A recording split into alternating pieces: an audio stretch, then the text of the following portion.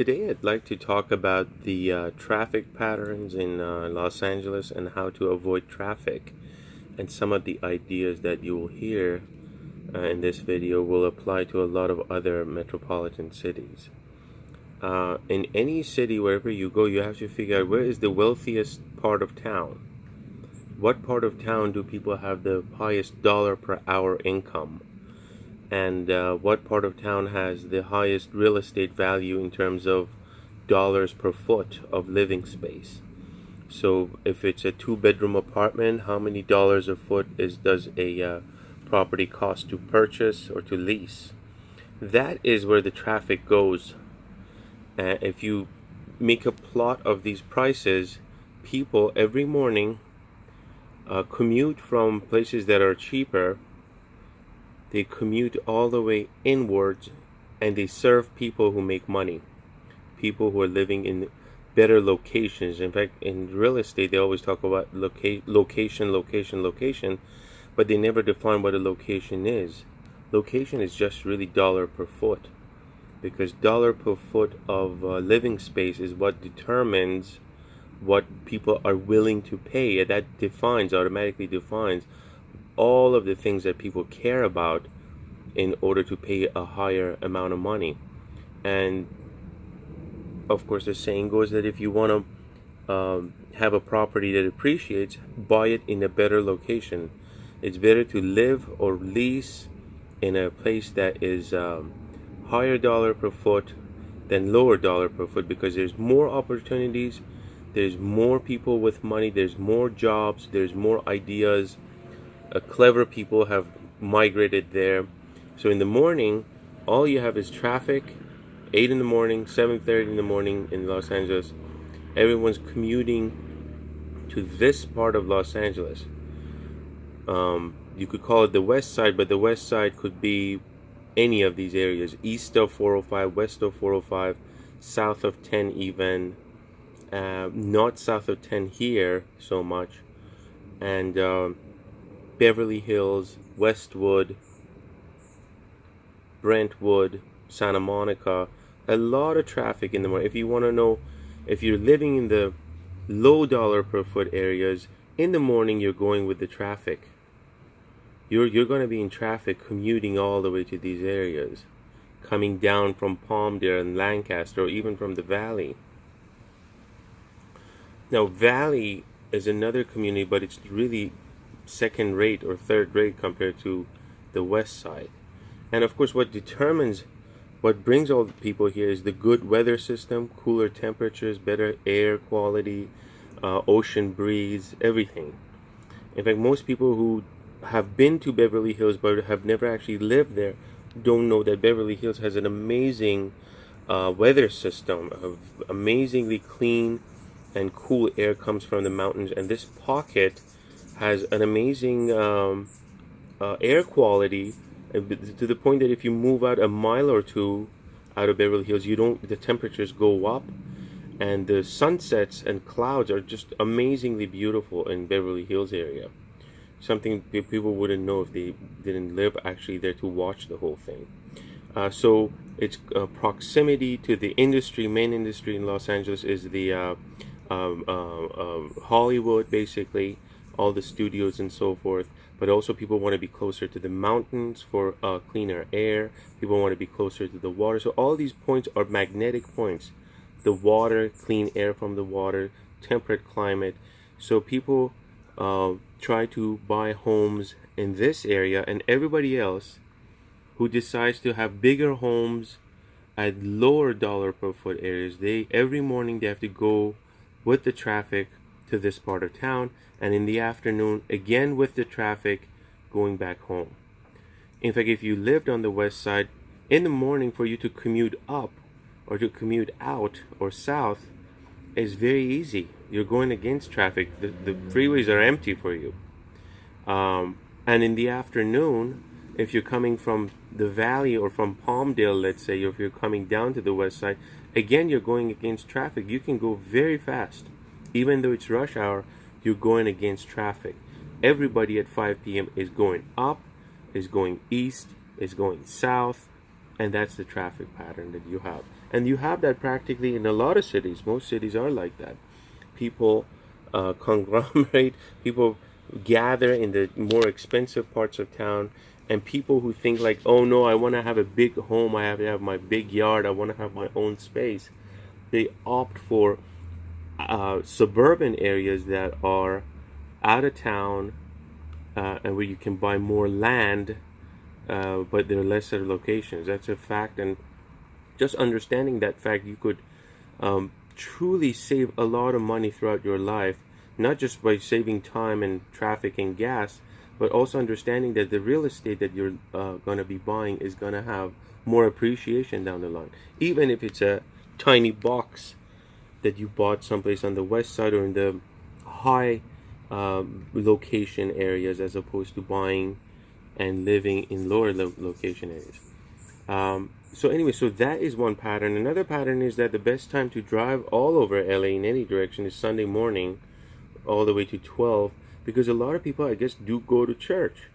And so it's and also people are resting. So Sunday morning, Sunday lunch is great for gatherings because practically there's very little traffic. Although sometimes you do run into traffic on 405, but overall Sundays are the better days. Saturdays can be busy because people want to run around and do their errands. They finally have time to do run some errands. But Saturday afternoon does get better. Although evening people want to go out, they want to go party, and a lot of the party places are on the west side. Downtown used to be a very shady place, actually, pretty much from the 110 as you go east.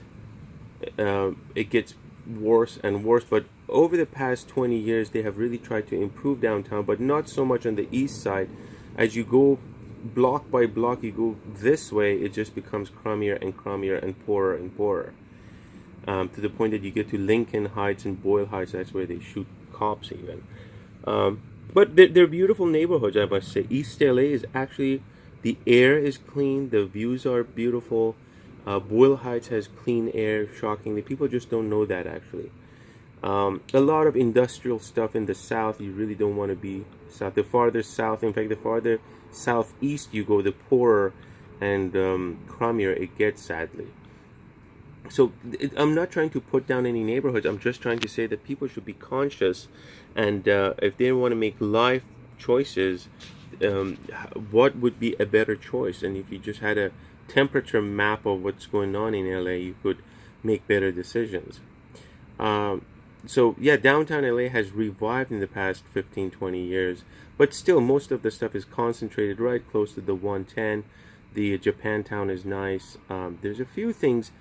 Nowadays I've been told that there's a lot of nightlife and so forth in downtown. I haven't really gone there to check, because again, if you wanted to go there at night, if you're living in the west side, you would be going with traffic. Pasadena on the east side, San Gabriel Valley. Pasadena is a center. It has horrible air. I lived in Pasadena for so many years going to Caltech. But basically everyone, Saturday night, Friday night, everyone commutes from out of town to Pasadena to party, to go out. There's not a whole lot of party life really in Los Angeles. I should mention that. But if you want to find anything, you have to find it on the west side or in Pasadena, sadly.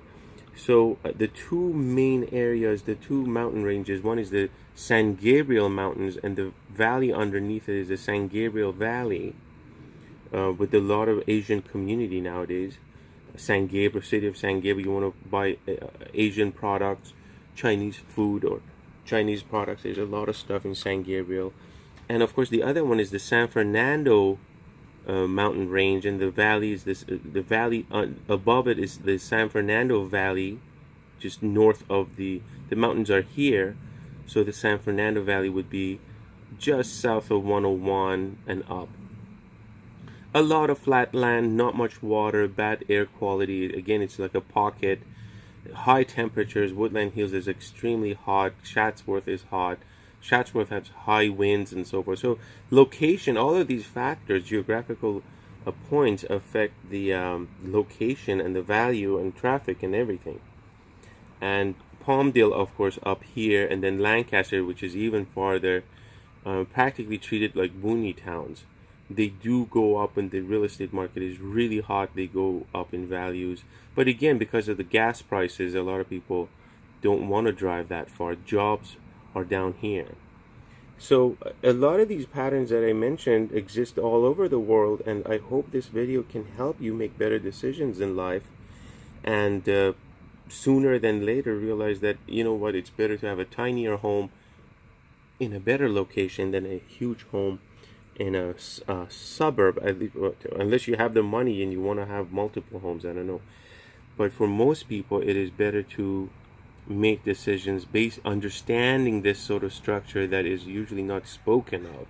And the reason I talk about it is that it is something that, you know, again, it goes back to the discussion of haves and have-nots, and because of that, a lot of people don't want to talk about it.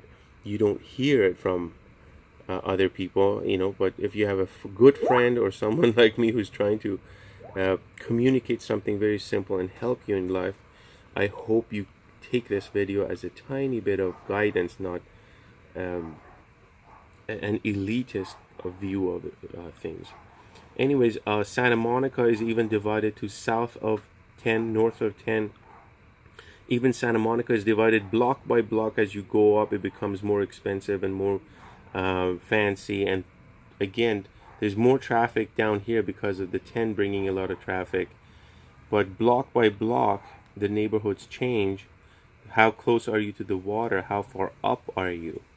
Malibu to me is an extremely expensive neighborhood, but and probably it may be good for investment, I guess, but it's so far and in the corner that, you know, it's difficult to get to, and it doesn't have much nightlife. It is really a family community. It doesn't have museums. It doesn't have anything really. It's not really a they're good people, but it just doesn't have much culture as far as I'm concerned. Even Santa Monica is really overrated as well. I mean, all of LA is overrated if you ask me. Down here, south here, again, it's not the greatest, but there's an airport here and a golf course side by side that's causing traffic.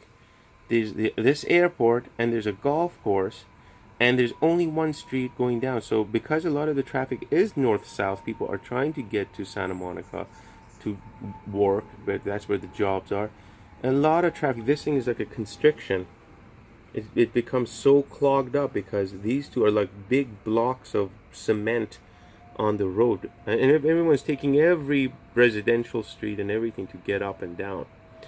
The traffic in this part of town used to be horrible 10, 15 years ago, but as things became too expensive and the gas became too expensive, the people moved out and the traffic has actually gone down. And, you know, it's a recession. No one wants to talk about it. Even though things appear to be booming, but it's a lot of virtual development, not a lot of industrial, not a lot of real product improvement. You have virtual companies like YouTube down here, or Snapchat up here, and so forth. It's a lot of funny money, really, what's going on today. The LAX brings a lot of traffic to this area, you know, a lot of noise, a lot of traffic. In fact, lately they have changed the flight paths. I think the U.S. Army has taken a big chunk of LAX runways, I think. So a lot of commercial airlines are going all over, flying really low, all over, making a lot of noise. On top of that, there's a lot of helicopter noise and a lot of single-engine aircraft noise that has really increased on a daily basis. There's more and more. 7-8 times a day, you have helicopters really going close above you. And I was at the beach a month or two ago. Some helicopter came down over the sand and it flew practically maybe 20 feet above our heads. We were lying down.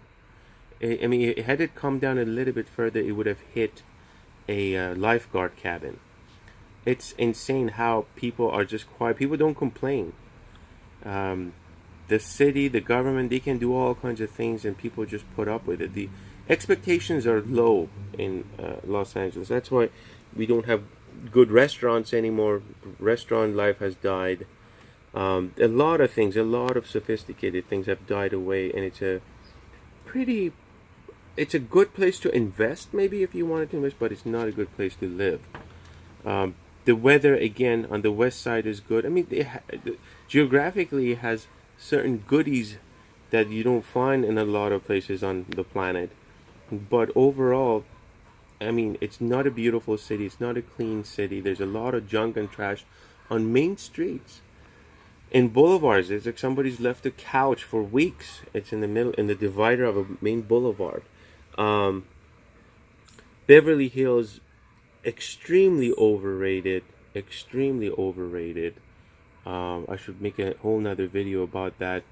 I mean, it's really nothing, and it's just living here is hell. There's so much traffic, especially down here. There's a lot. Everyone uses these streets for traffic to cut through. A lot of people use these streets as cut through from the 405 to Sunset to cut through the triangle quickly, the shortest path. And it just generates a lot of traffic, a lot of noise, a lot of tourists, a lot of tourist buses with loudspeakers, and it's insane. I mean, cars, I saw cars head-on collision. People almost got killed in these residential streets in Beverly Hills. I videotaped it. The aftermath. Anyways, as you go east, it's more of the entertainment capital, but again, not much culture or anything as far as I'm concerned. So anyways, Los Angeles overall is not, it's a beautiful climate, but it's not a beautiful city. It's run by people who are ripping off people with property taxes, and this city really is not doing much to beautify the city, to clean up the city, to get rid of the ugly power poles and so forth. And yeah, the city is not run well. It really looks like a village. A lot of places look like villages in Mexico. I'm exaggerating a little bit, but really you just don't expect that in a country or in a state like California or in a city like Los Angeles that is making so much money out of taxes and property taxes and income taxes and everything. So I hope that helps. The main point is that traffic is like a sponge. You have a sponge here on the west side. Traffic gets sucked up in the morning, and then it's released out, radially out in every direction. I hope this helps, and you have to forgive my opinionated remarks about everything. Thank you, thank you, thank you. I hope this helps.